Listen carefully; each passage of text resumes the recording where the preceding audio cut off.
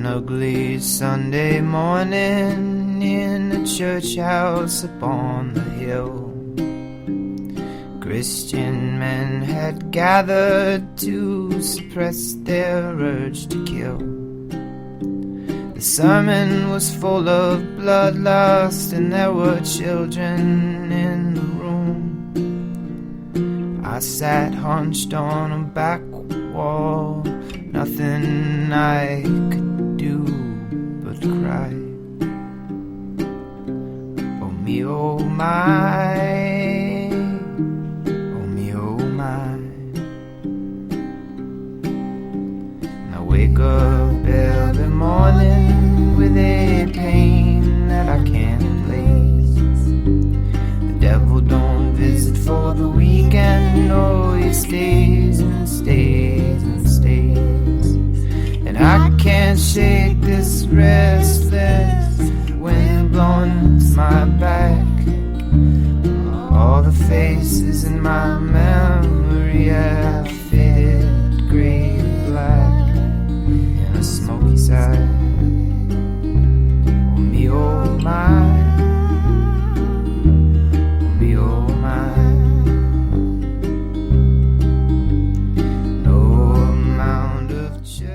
The simulacrum is never that which conceals truth. It is the truth which conceals there is none.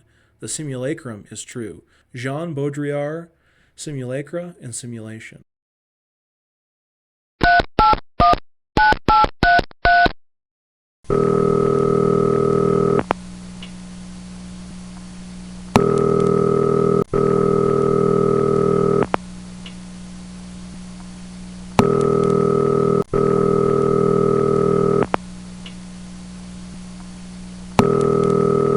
I'm gonna fucking splash warm cherry pie all over this goddamn place if you... My brother screams this threat into his cheap smartphone, one of those inexpensive androids bought online and made by the millions in a Vietnamese sweatshop. He's popping our dying grandma's pills like they're buttery movie theater popcorn. One here, another there, and then two more. He licks his fingertips after popping each pill, stopping to savor something, making sure he gets whatever is left over, imagined or otherwise. My brother gulps down Grandma's pills between sips on his cold soda, a Diet Senor Chunder. He told me this morning he switched over to diet soda because of health concerns, something about the sugar eating away at his teeth, as if that's his only health problem. My brother paces back and forth the length of the cramped hospice room where our grandmother has come to die. I sit here thinking about how this will end, when I will be free of this cramped hospice room and free of my familial obligation to my dying grandmother. While I may love my grandmother, I do hope she dies soon. This whole familial obligation is getting tiresome. Tolstoy once said, "Happy families are alike.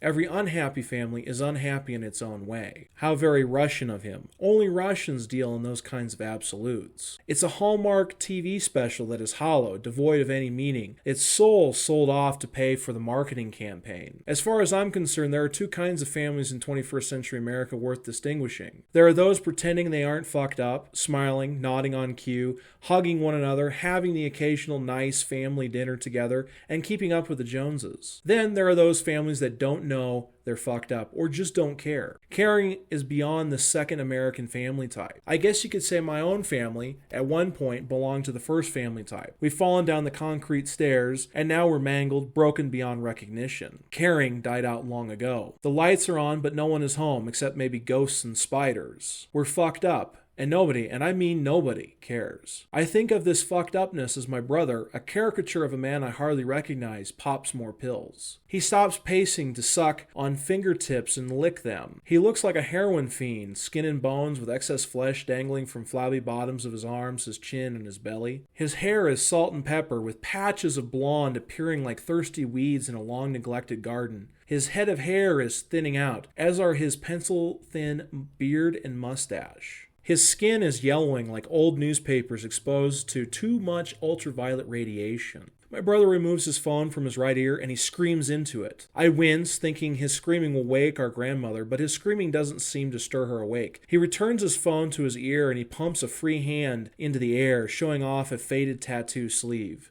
Grandma doesn't much care for tattoos. Something about marking one's hide violates the angry god's dictates in her eyes. So Grandma hates the sight of tattoos, and she has even made it a point of telling my brother as much during her more lucid moments. I just can't take the pain anymore, my brother yells into his phone, and then he continues, I'm gonna pull out my gun and splash warm cherry pie all over this place if you don't refill my motherfucking pills. I'm just My brother, the pill popper, said to me this morning that he was borrowing Grandma's medicine because she didn't need it anymore. He told me with his trademark shit-eating grin, she's gonna go see Grandpa and Annie anyways, man. You know how Grandpa doesn't like her taking all these meds? He keeps telling her it's all in her head, you know? I need him for my pain, bro. I told her I'd pay her back. You know she knows I'm good for it, too. My brother continues pacing the length of the dingy hospice room where our grandmother, who barely recognizes any of us when she's awake, is dying slowly and painfully. Death lingers in the air. It's like a thick chemical smoke from an industrial fire choking out the sun or the clear blue sky over a large metropolitan expanse. At times, I steal anxiety meds from my brother's growing stash, tucked away in his military surplus rucksack, just so I can keep from exploding, so I can keep from breaking apart in front of Grandma, or God forbid, in front of my brother and father. My brother continues his tirades against his doctors back in Colorado. He laces the phone conversations with explicit details about decorating the room's white walls with warm, gooey cherry pie. He yells at clinic doctors and their nurses saying he's got the perfect bullet for the job, a .45 hollow point. They hang up on him 3 or 4 times, which prompts him to say, "They hung up on me, dude. Can you believe that shit, man?" This is all before someone with authority answers his real calls and tries talking him down, citing federal regulations and the need for rehab in my brother's case. During all of this, my brother's still popping pills, rolling his stoned eyes, and scratching at his yellowing neckline. He throws out the occasional half smile over my way, but I ignore him and try to focus on and be there for Grandma. I'm sitting here waiting for Grandma to die. She is the only thing I have left as far as family is concerned.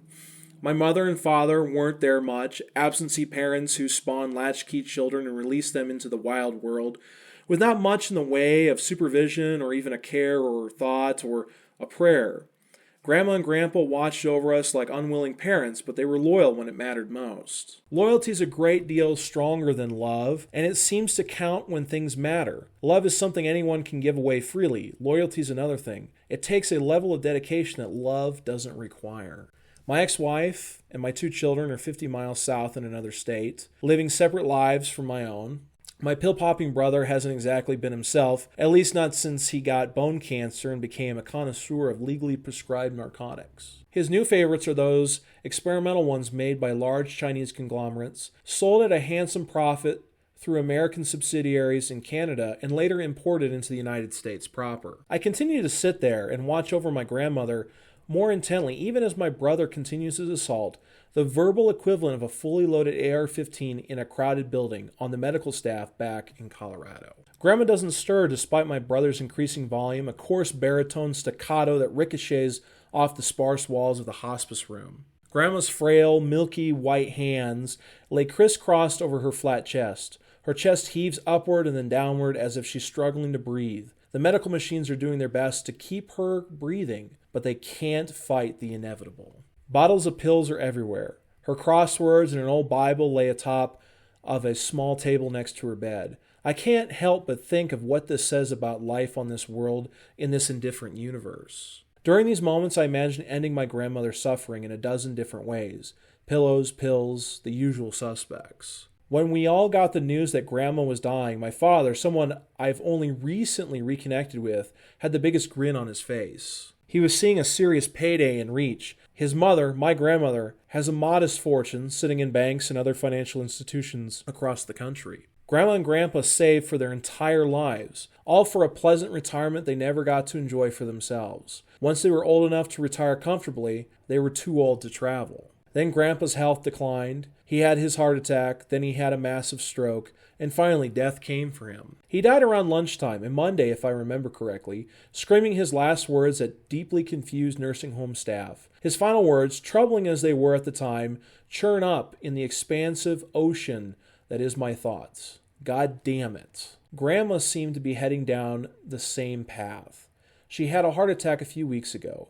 Her health has gone from one low point to another, a steady decline into oblivion. Death seems to emanate from her broken and dying body, much like radiation might emanate from a piece of raw plutonium. Its radioactivity seeps into the bodies of her loved ones, changing them at a molecular level, spawning behaviors I didn't expect even from myself. As my brother continues his quest for experimental Chinese pharmaceuticals, I find myself wondering what will happen to her, my grandmother, in the end. She asked all of us during a moment of excruciating pain and desperation if there was a God, if she could see her dead husband again, and if she could see her little Annie, a daughter she had lost in a swimming accident nearly 70 years before. I choked down these words from a woman who had been sure all her life that God was real, that heaven was beautiful, and that all the lovely ones went into the great beyond in peace and became the singing angels. She was asking if there was anything beyond, something else besides this fucking place. She was asking if God existed, if he was out there. Did she know something we didn't? Did the universe tell her this was it, that there was nothing beyond this? That we return unto the earth as nothing, returning to whence we came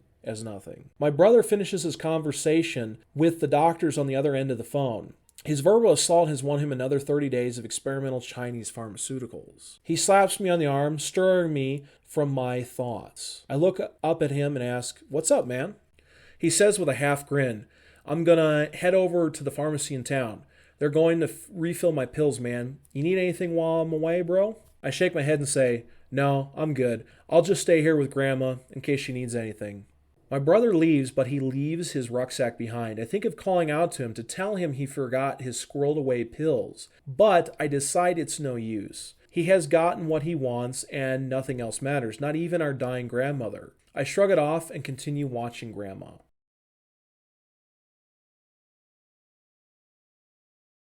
Grandma is dead. I still have questions, but the one who died had all the answers. Fortunately for me, I have the technology to get those answers from the dead. I still think of her as being here with me now, even though she's gone. I was the only one there, her loyal grandson, whatever that is worth now. My brother, my father, and the rest of her so-called family were gone for the night. I convinced the night staff to let me stay, even though it was against regulations and company policies. Now she's dead, gone. I unpack Grandma's things I've stolen from her house. Her letters to Grandpa during the war, her diaries, her journals, her business papers, her letters to family members long since dead, and even her various electronic devices such as tablets, a few old smartphones, and 2 computers and an assortment of cluttered hard drives. These things are all I care about, and they are all I have taken from my grandmother's house, following a pillaging led by people claiming to be her family members. No one wants the stuff that reminds them she was more than just money. That didn't change the fact that I had to break into her house to get these things to save them from a bad fate in the local garbage dump. My father, in his search for his mother's money and assets, changed the locks and even installed a cheap electronic surveillance system, knowing others might come looking for anything of value in the house. Thankfully, my father is stupid. He's also not very tech-savvy, and he trusted people from a security company he found on the net to ensure that everything was working properly. The other mistake was thinking I didn't know how to pick locks. Lockpicking was something I learned in college, at a time when I lived in the dorms and needed to pass the time. Even high-tech locks aren't immune to the soft call of lockpicking tools. It took a few hours of internet research, mostly surfing my usual haunts on dark web forums, to find the right tools and techniques for my B&E. The tools were easy enough to find and procure from the local hardware stores in town, but the techniques used for breaking and entering were a bit tricky to say the least. Once inside, I found the centralized storage and computing unit for the new home security system. I stripped the system of its high-capacity SSDs, and I even stole the non-volatile RAM and the backup hard drives reserved for long-term storage. One of the many benefits of living in the middle of nowhere is the real lack of stable bandwidth, something telecom corporations and politicians keep promising to fix. The truly high-tech security systems don't have the ability to connect in real time with their company's AI in order to discern threats and security issues around the house. Their soft brains must determine that stuff on their own with limited computational resources, and they often make conservative judgment calls. I was also safe breaking into my grandmother's house for other reasons, I'd thought. I'd visited the house during and after the installation process, so the system soft brain didn't think much of me. Even if it did, the response time for a sheriff's deputy to arrive was painfully slow. Hours at the very least, days at the most. It's another beautiful silver lining for those living in the boonies. As I made my way through Grandma's house, I took mental notes of what I needed to steal before my father and others trashed the house completely. The pillaging had already begun, but I knew most of what I wanted was still safe. I grabbed Grandma's letters, stuffing nearly 7 decades of correspondence into my duffel bag. I grabbed her electronic devices, even her favorite e-reader, loaded up with her favorite novels and stories and magazines and newspapers she loved to read on the weekends. I bought her the e-reader nearly 2 Christmases ago. Every time I visited the house, I would download more of her favorites, hoping it would keep her busy until my next visit. I stole all of her home videos, stored on DVDs, Blu-ray, and hyperdiscs. I stripped cameras of their memory cards, and I also managed to store all of her old-school photo albums and even the digital picture frames into my bag. Her home office was the biggest challenge for me because my asshole father replaced the old locks with a complicated one, something I didn't remember from the install and something I didn't have time to learn to crack open. I decided the crowbar poking out of my bag was the right tool for the job. The door's varnished wood snapped and splintered with the right applications of my crowbar. I then smashed the high-tech lock as a big fuck you to my old man. I took my time sifting through Grandma's personal papers, business correspondence, and the like, knowing full well my father was vacationing in the Caribbean, spending Grandma's money on whatever it could buy. My B&E had motives that my father and even my brother wouldn't understand. I needed to resurrect the dead, but like any Frankenstein's monster, you must go grave robbing first.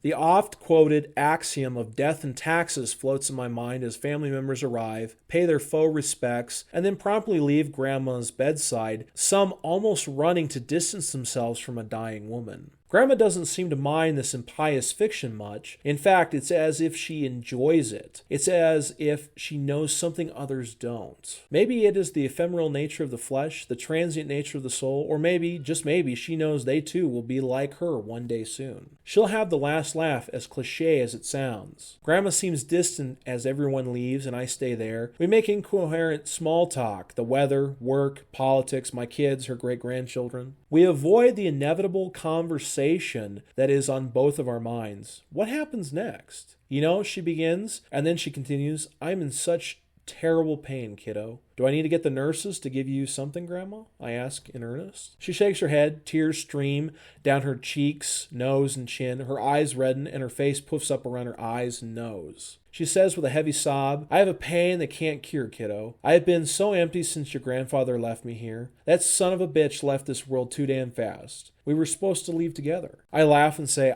I don't think he could have helped it, Grandma. She flashes a quick smile at me. The smile slowly fades like a picture exposed to the elements for too long. Grandma shakes her head. More tears. Real waterworks. She stifles most of her sobs, but some bleed through. What's wrong, Grandma? I ask, moving my chair closer to her bedside. What can I do, Grandma? You're the only one who cares, honey, she says, grabbing my arm with a frail hand. Her grip is still warm and strong. It's stronger than I thought it would be. She continues, I'm sorry I'm in such a terrible mood. I just have so much on my mind, honey. It's okay, Grandma, I say, patting her arm, trying to comfort her, trying to reassure her. I then say, you're allowed to have a lot on your mind. Hell, you've got every reason to have a lot on your mind. She smiles at this and then begins dozing off. I place her hand back on her chest and then I push my chair to the other side of the room. I sit there and I watch Grandma in her uneasy slumber. I mull over what she has just told me and I feel as if I have been burdened by her. I don't want to think like this, but I can't help it. Where the hell is my father, my brother, her other family members? Why am I here? Why do I care so much? Why do I have to be the loyal grandson? Why do I have to be burdened by this dying woman? Then I remember what Grandpa told me all those years ago. Sometimes, just sometimes, loyalty is worth more than anything in this world. Love doesn't do much. Love is meaningless. It's a cheap commodity we buy and sell. It's something that the mammalian brain does too easily. Loyalty, on the other hand, is something that requires thought, and a serious kind of thought, an introspection, a gazing into one's soul. To be loyal, truly loyal, one must put themselves in danger and they must live outside of their comfort zones. Loyalty is paid for in blood, sweat, money, and strain. Grandpa believed that true love, the love that was malleable like gold yet stood the test of time, was loyalty. Loyalty to one's family, loyalty to one's country, loyalty to God, loyalty to self. These were the tenets of our family's religion, a faith built in an indifferent world and in a vast universe where we are meaningless. Loyalty meant survival of familial bonds. To Grandpa, it meant the continuation of society and all the rest that we hold dear. I just wish she'd fucking die. I don't care how that sounds. I know she's going to die because the doctors have declared it inevitable. Pain and organ failure are signs that the great equalizer is on its way. Death is something my grandma wants. Since Grandpa's death, she's been on a decades-long mission to seek out death. For nearly 20 years, she's decided to check out, leaving all of us behind. Death hasn't come. With that, disappointment has settled in. Questions concerning faith have become more and more prominent in our daily phone and in-person conversations. Grandma has learned that loyalty, in her eyes, is joining her husband and her long-dead family members. She has no one here. Her only child is someone who sees her as a piggy bank, ready to be broken open and looted. Her grandchildren, including myself, are disappointments. She sees the great beyond as something of an escape plan, a way to shuffle off this mortal coil and seek out a better place, a place where the angels sing, loved ones live again, and goodness prevails. As night begins to settle over the landscape outside, the bright LED lights overhead dim, letting Grandma rest a little more.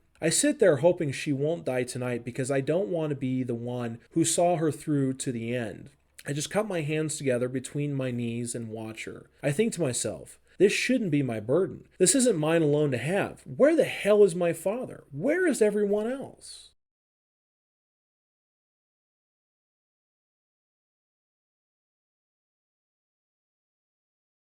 When aliens find our sun-bleached remains on a dead planet orbiting a star of little consequence, they will wonder what lives we led with all the crap we consumed, hoarded, and stored in our houses, garages, and storage units. This thought experiment consumes my thoughts as I begin uploading scans of Grandma's diaries, journals, business papers, and photographs, and favorite reading material into an open-source program I found on the web called Simulacrum. Simulacrum uses a PostgreSQL database and Elasticsearch functionality. Grandma's stuff has taken nearly 3 weeks to sort, scan, and upload into my Simulacrum build, which uses OCR tech and some special data tools to store and make sense of what I have given it. Simulacrum at first just appears to be a simple data visualization tool with Elasticsearch capabilities and a powerful database behind it. Simulacrum was originally designed to solve cold cases for large and even small police departments across North America and Europe, something I didn't know prior to looking it up on the web. It has also been used to bring back dead actors, artists, and politicians. The tool itself creates a profile, filling in the blanks with the information you feed it. The more information you have, the more accurate the Simulacrum profile becomes. This profile is then fed into a neural network, which develops a persona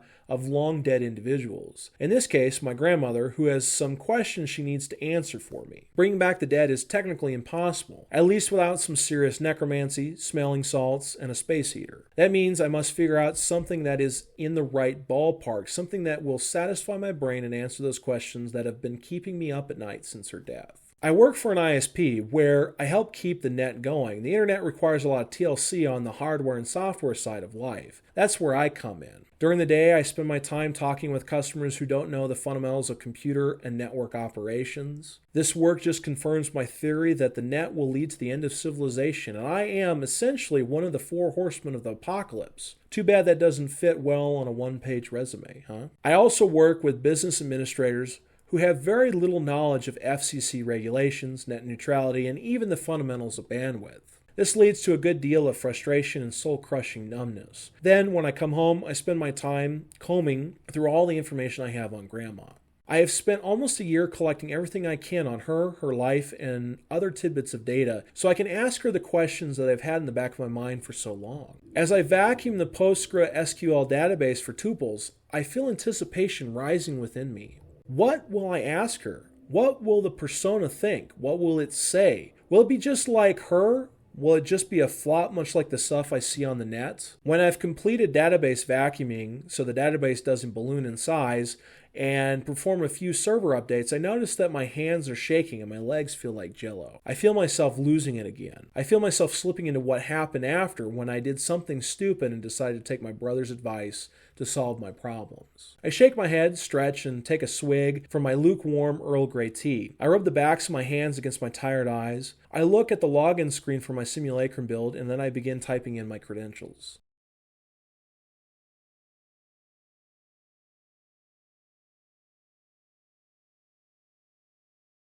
Grandma screams out in pain. "Why, God? Why have you forsaken me?" she yells out. The shrill notes that are her voice ring off the walls, waking me from a troubled sleep. "Damn you!" she screams. "Damn you!" She is writhing in her bed. Medical machinery is squawking, and a nurse enters the room, a syringe in hand. The nurse is a tall brunette with arms like a professional football player. "Don't worry, honey," the nurse says, trying to calm my grandmother. My grandmother doesn't take this kindly and yells at the woman, "Leave me alone, you bitch! Leave me to die! I want to die! I just want to die!" "This should help you, dear," the nurse responds, injecting her with sedatives with military precision. She wipes strands of white hair away from my grandmother's eyes, and she tries to calm her. My grandmother's expletives begin fading into slurred speech and incoherent mumbling. The nurse looks at me and says, "You should go home. She'll be fine until you get back." I nod and say, "I don't mind being here for her." The nurse looks over at Grandma, then to me, shrugs and says, "Most people would." She leaves me and my grandmother in our troubled silence. I wait until I cannot hear the nurse's heavy footsteps on the laminate tile flooring of the main hallway before I walk over to my brother's rucksack sitting against the wall adjacent to Grandma's bed.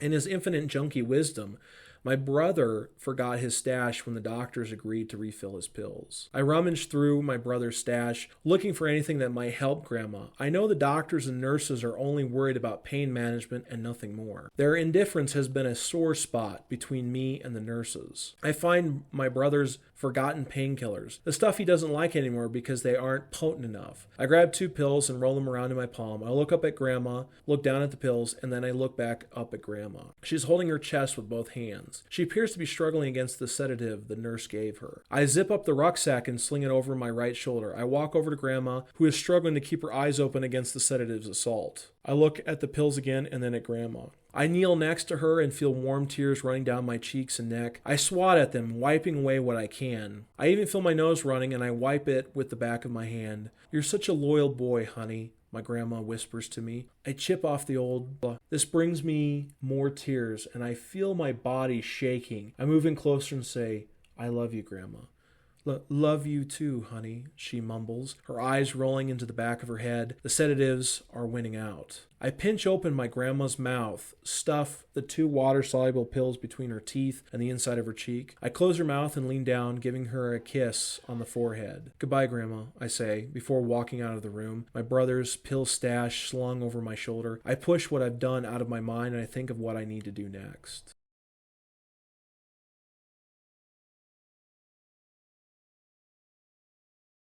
My brother's house is a small 3-bedroom place with blue carpeted floors. He's still not on his mind when I ring the doorbell. He opens the door and says, "The mailman's here, honey. Did you order something from?" He doesn't even complete his question. My brother heads for the kitchen table, and I follow him, throwing his rucksack full of pills onto the small living room's only couch. My brother's second wife, Darla, greets me with a smile. She looks embarrassed by my brother's behavior. She then says, "You want to stay for dinner?" I nod and say, "Yeah, that sounds nice." She nods again and grabs another plate from one of the kitchen cabinets. I take off my coat and I sit next to my brother, who is eating raviolis with his dirty fingers. He sucks on his fingertips, swallowing a ravioli whole. "I have a test in the morning," my brother's wife declares. She then says, "I'll leave you 2 to eat. Can you make sure he doesn't hurt himself?" I nod and say, "Will do." She laughs and leaves for their bedroom. I am playing with my ravioli when I notice my brother hasn't said much. I look over at him, his head is drooping, and I hear him choking. At first, I thought it was him snoring, but I move in closer. He's choking on something. What exactly? I don't know. I shake him and say, "Bro, you okay?" He doesn't respond, and I assume the worst. I can't let this asshole die on me. I can't have that be another burden from this family of mine. I grab the vacuum cleaner, parked between the couch and the coffee table. I attach the crevice tool and plug the vacuum in next to the table. "Don't die on me now, motherfucker!" I hear myself yelling as I squeeze open my brother's mouth and jam the crevice tool into the back of his throat. I hear a shunk as the ravioli is sucked up into the vacuum. I rip the vacuum's cord from the wall and yell at my brother, "Don't you die on me, motherfucker!" My brother wakes up and he says, "What is the postman doing in my house?" I punch my brother's arm and he winces at this and begins rubbing it. I plop down in my chair. I look up at the table and see ravioli, whole and in pieces everywhere. I feel my pocket buzzing. I assume the worst, thinking it must be the nursing home.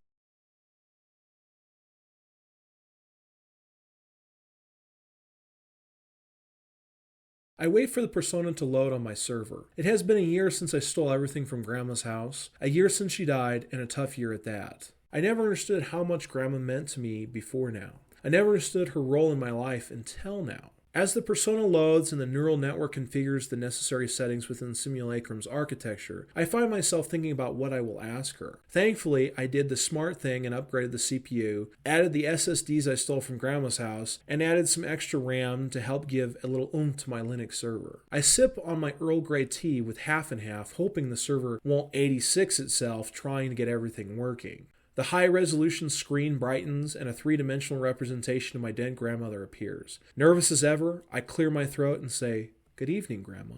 She smiles and says, "Oh, it's good to see you again, honey. You need to eat more. I would make a ham sandwich for you, but I can't seem to move. Where am I?" I don't say anything. I think about what I want to say. "Dear?" she asks. A look of confusion etching deep lines across her cheeks and forehead. "I've resurrected you using a neural network, Grandma," I say, answering her as I would my now dead grandmother. "What does that mean, honey?" she asks. A look of fright covers her face. Her brow furrows and her thin lips twitch. "I have some questions that I need answering," I say. "What do you mean?" she asks. Her voice is my grandmother's. She looks like my grandmother. She feels real, but I cannot help but think this has been a year wasted. I open the Linux server's terminal. I begin typing in the kill command, thinking I will start over once I've had time to think on what information I need to get her persona right. "You're such a loyal boy," she says without reason. "You were always such a loyal boy, hun." I finish typing the kill command, and then I hit enter. My grandmother's virtual persona bleeds away from the screen. I reboot the server before heading into the kitchen for a fresh cup of Earl Grey with a little half and half mixed in. It's going to be a long night, I think to myself. She's not ready yet. She needs a lot more work.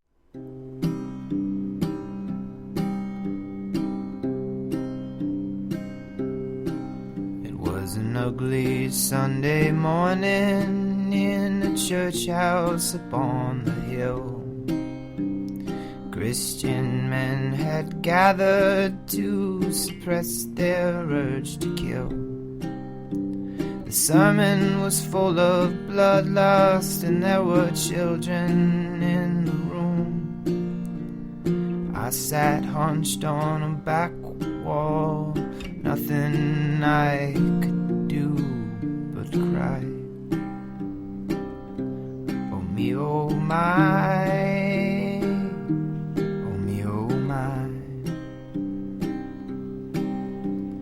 wake up every morning with a pain